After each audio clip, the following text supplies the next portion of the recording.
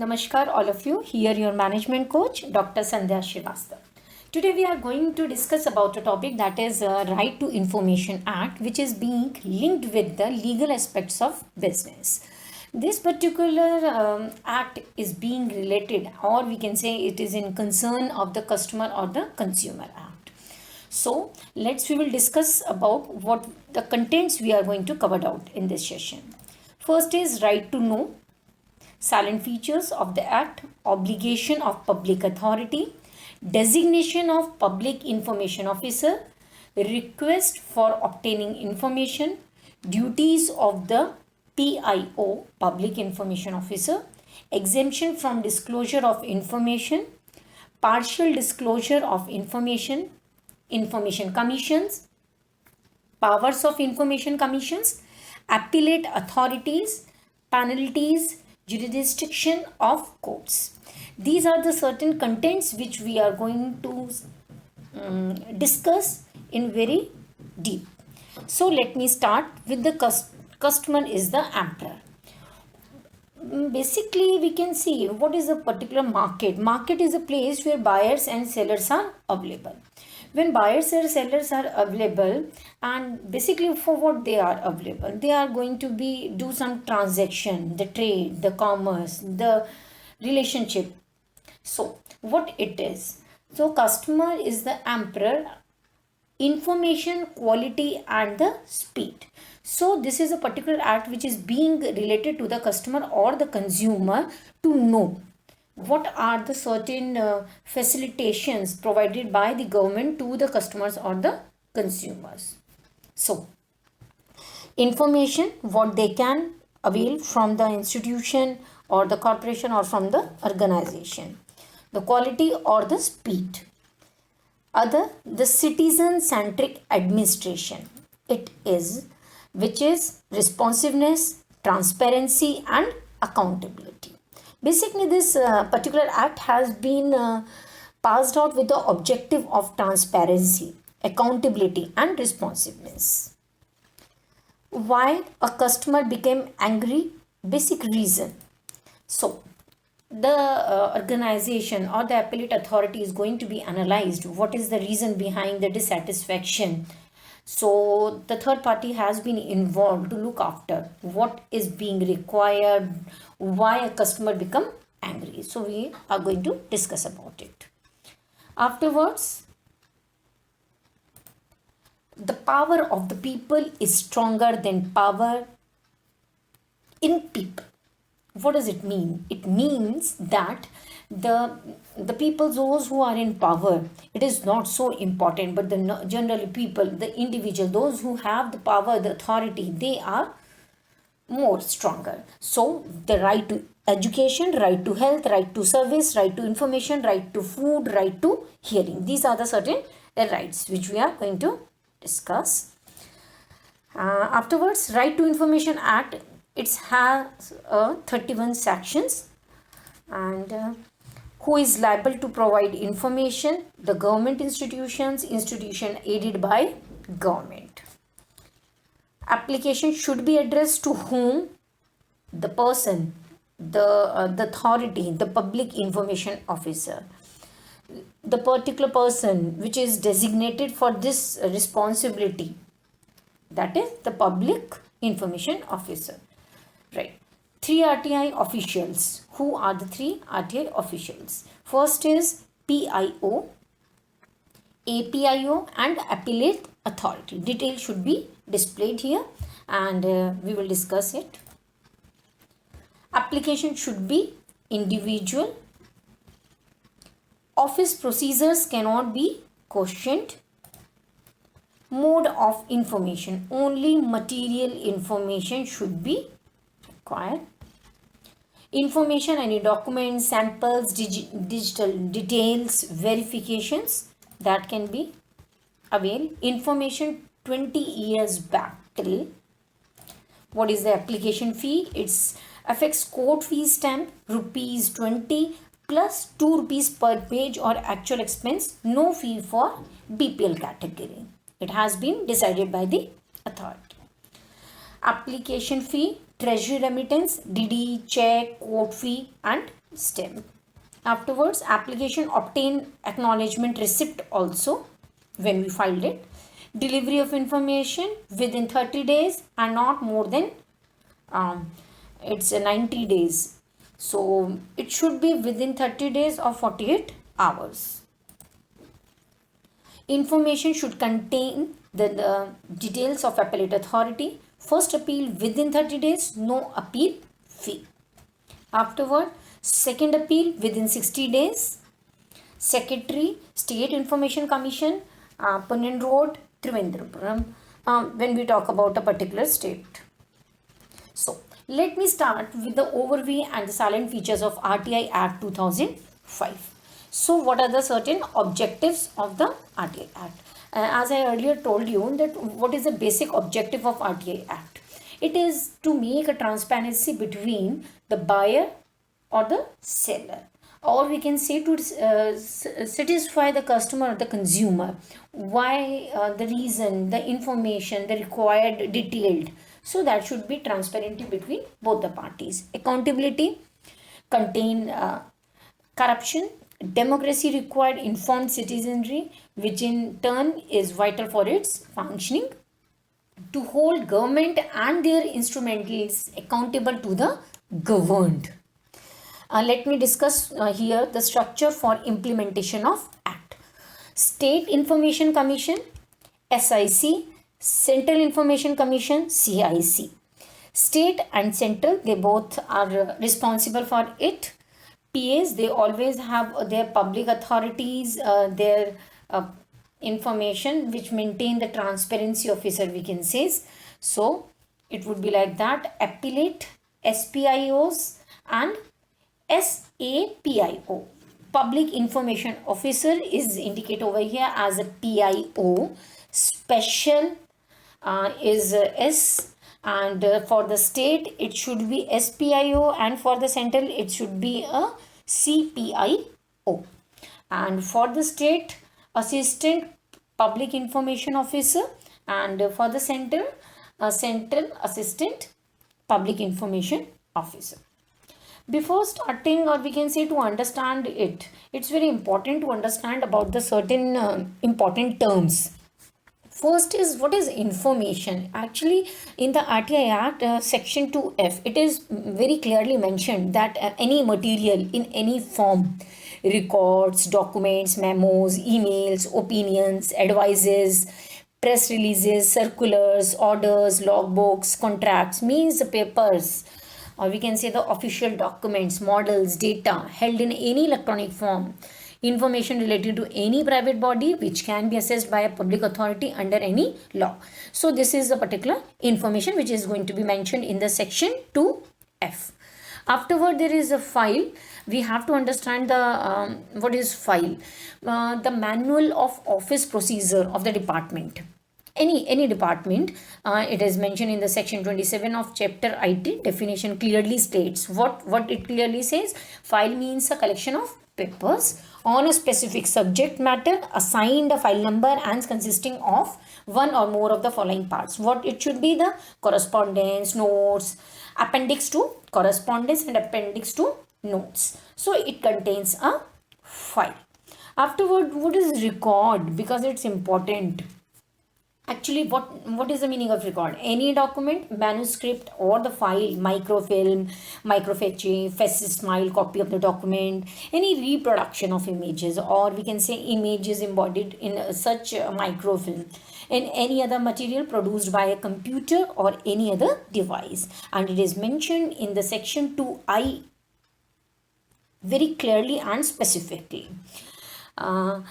Later on, moreover, we will discuss mode of assess, how the process. It is mentioned in the section 2J. Inspection of works, documents, records, taking notes, extracts, or certified copies of documents or records. So these are the certain modes: taking certified samples of materials, obtaining information in the form of floppies, tapes, video cassettes, or any other electronic mode, or through printouts.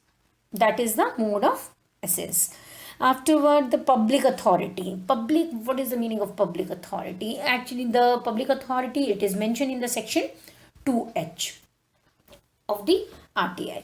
Any authority or body or institution or of self-government established under or constituted by or under the constitution, by any law made by the parliament, or we can say the state legislation, established by notification by the appropriate government, which include body owned, controlled, or substantially financed NGO, substantially financed directly or indirectly by the funds provided by the appropriate government. So that is the public authority.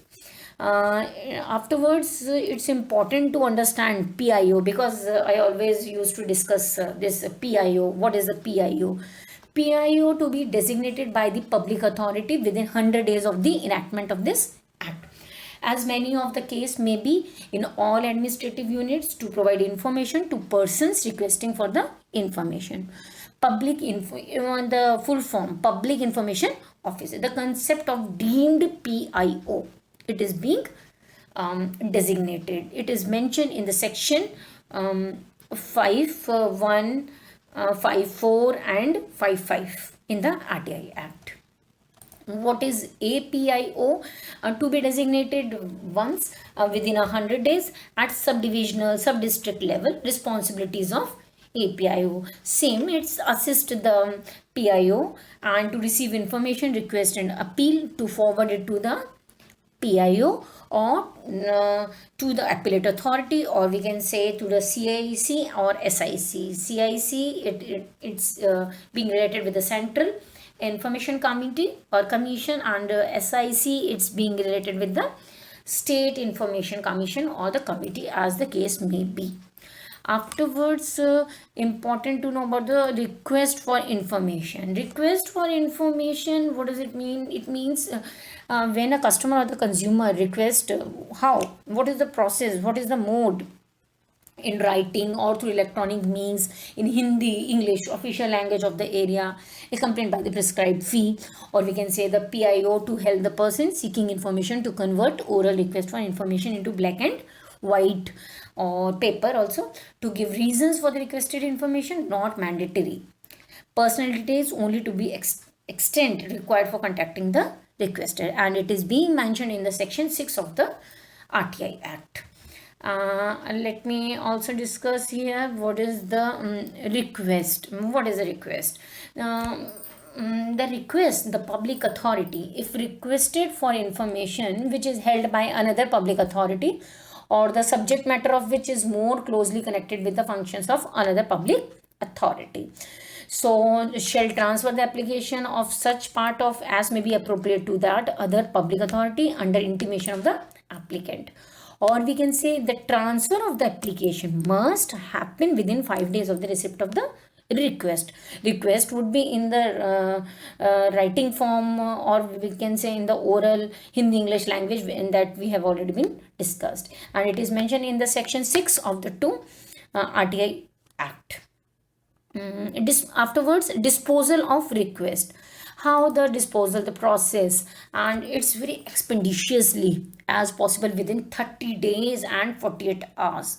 If it is concerned with violations of human rights, and reject if comes under section 8 or 9. If not given within time, it is deemed to have been refused. Deemed refusal. Provide details of cost, provide assistance for the censorily disabled person, also consult third parties, reject by giving reasons provided in the format sought. As divided means the format has been as per the particular department, we can, and it is mentioned in the section 7 of the RTI Act. After the information exemption, what are the certain informations which has to be exempted? Disclosure would not would prejudicially affect the sovereignty and integrity of India, so it's exempted. Or expressly forbidden of the published by any court, means draft judgment cannot be given. Inspection of land on which there was pending suit.